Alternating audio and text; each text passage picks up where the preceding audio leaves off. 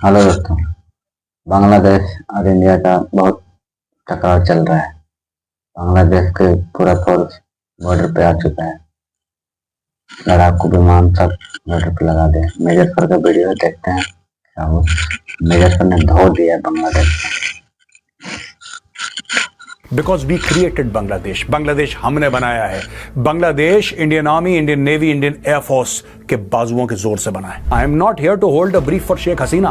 Y should you blame India? तुम खुद गधे हो यार। तुम्हारे साथ हम कौन होते हैं तुम्हारे साथ अच्छा या बुरा करने वाले? You yourself are donkey's. 400 से ज्यादा मंदिर तोड़े थे पाकिस्तान ने और इतने हिंदुओं को मारा। आज की तारीख में भीख मांग रहा है पाकिस्तान। हिंदुओं को नुकसान पहुंचाने का तुम्हें बहुत बड़ा खामियाजा भुगतना पड़ेगा। एक एक बांग्लादेशी को यहां से पकड़ के निकालो। 48 घंटे दो, निकल यहां से, वरना इनको बहुत मंदिर तोड़ने का शौक है।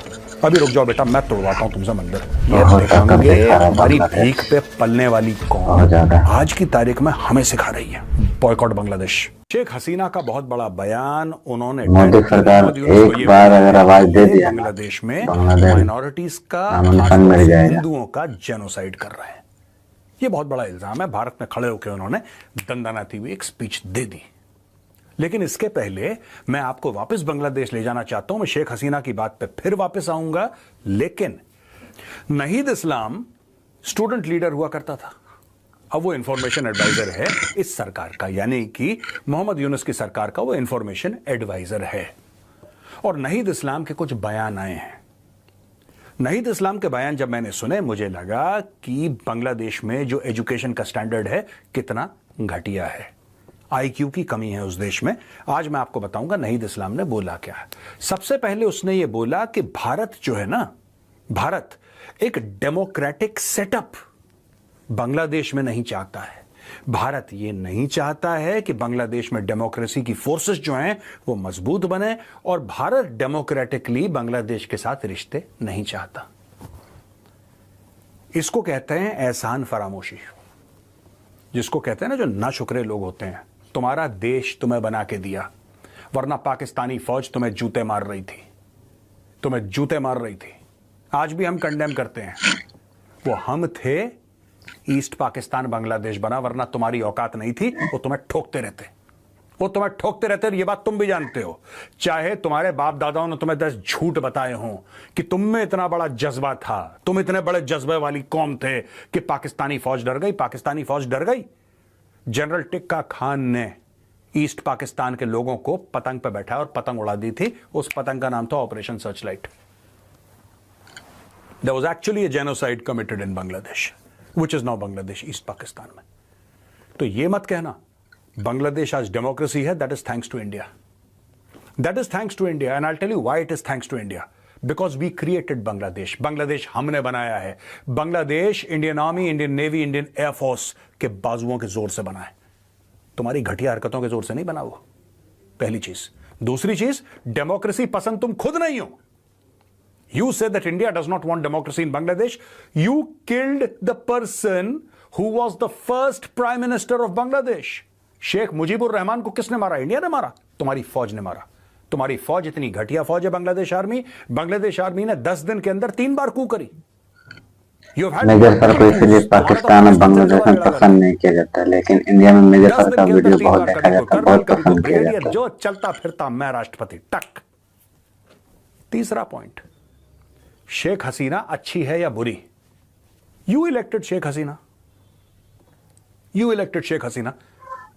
देखो, यह कहना कि साहब जब यहां पे स्टूडेंट की मुहिम चली थी, स्टूडेंट्स के प्रोटेस्ट चले थे, राइट, तो दिल्ली और कलकत्ता के स्टूडेंट्स ने हमें बड़ा सपोर्ट करा था। वो गधे हैं, वो गधे हैं जिसने सपोर्ट करा था। They don't know half of the things that they do. और भारत में मैं आपको बताता हूं, जब स्टूडेंट प्रोटेस्ट करते हैं, मैं ये नहीं कह रहा कि सारे प्रोटेस्ट गलत हैं, कई स्टूडेंट्स के सही प्रोटेस्ट भी होते हैं, लेकिन कई ऐसे प्रिविलेज्ड एंड एंटाइटल्ड किस्म के स्टूडेंट्स हैं in some of the institutions, मैं उनका नाम नहीं लूंगा। They feel it is in keeping with fashion to go out and protest needlessly. ये ऐसे गधे हैं जिन्होंने जब सिटीजनशिप अमेंडमेंट एक्ट सीएए लाने की बात करी सरकार ने, इन्होंने बोला कि साहब मुसलमानों को निकाल देंगे देश से। दिमाग देखिए। तो भैया प्लीज, जिन लोगों ने तुम्हें सपोर्ट करा ना, वो खुद को सपोर्ट नहीं कर सकते। अगर उनकी फीस माफ ना हो, मैंने एक को बोला था बहुत पहले कि तुम्हारे यहां समोसे कितने के आते हैं, उसने बोला साहब 10 रुपए का एक। मैंने बोला असली दाम 20 रुपए का है, तुम सब्सिडी पे समोसा खा रहे हो बेटा, तुम्हारा समोसा खरीदने की औकात नहीं है। फॉरगेट अबाउट ये प्रोटेस्ट क्या है यार।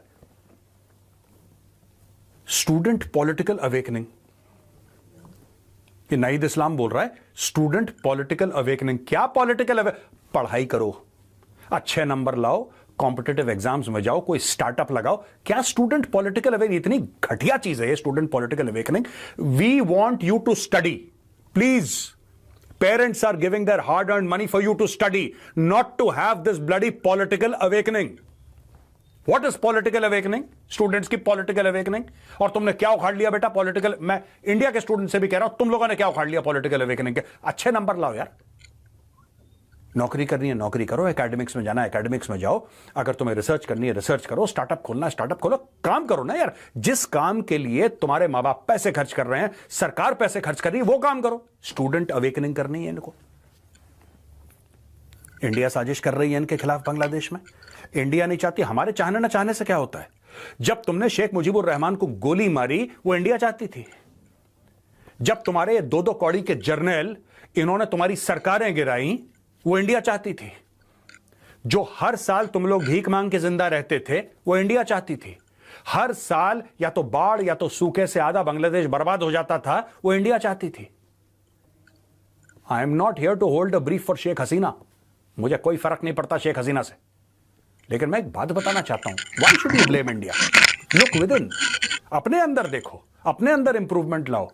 This ladies and gentleman is called the externalisation of threat.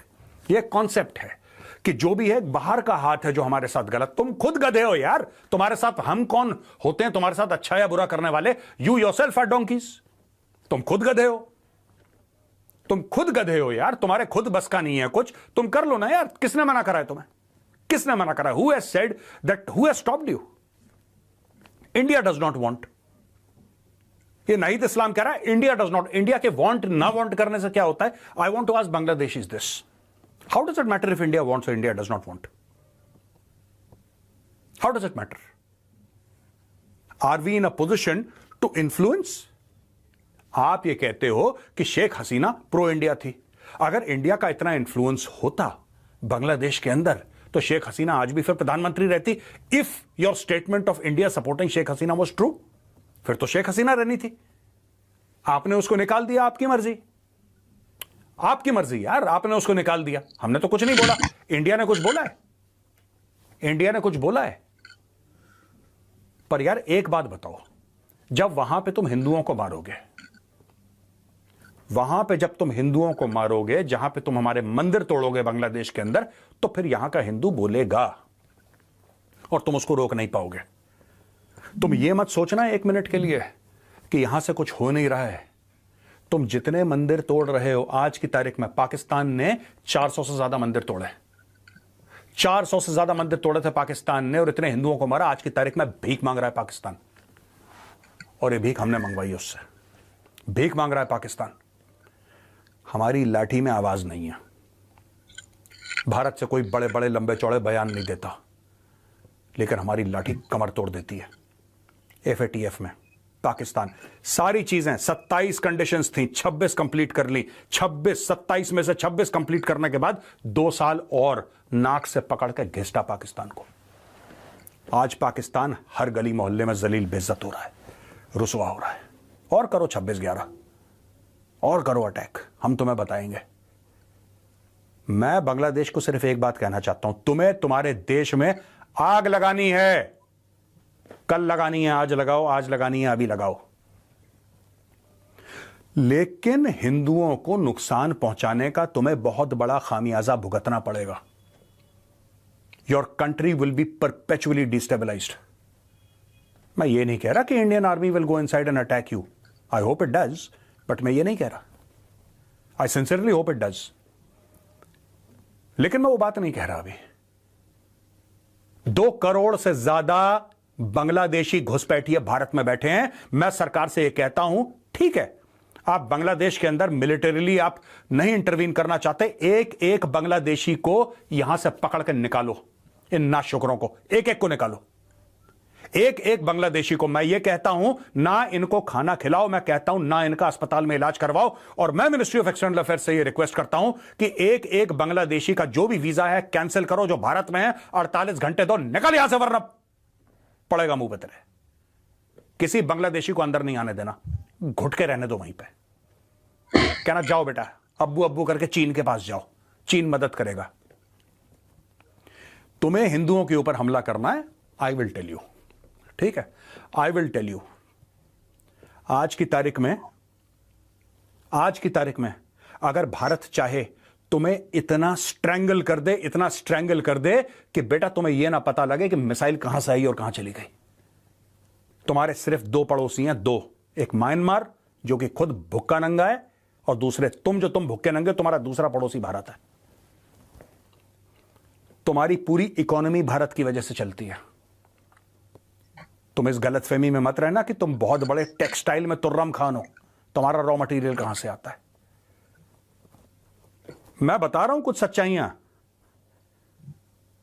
आज की तारीख में सरकार हमारी कुछ करे ना करे, हम लोग क्यों वेट करते हैं सरकार कुछ करे?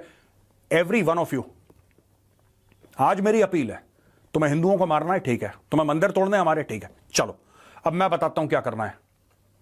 आपको जहां बांग्लादेशी मिले आप पुलिस को रिपोर्ट करिए, ये बांग्लादेशी है। नोएडा में जब से बांग्लादेश में शेख हसीना का सरकार गिरा है तब से वहाँ का कंडीशन बहुत खराब हो चुका है।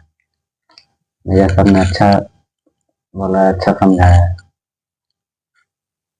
लेकिन वहाँ का आदमी, वहाँ के जनता समझने को तैयार नहीं है।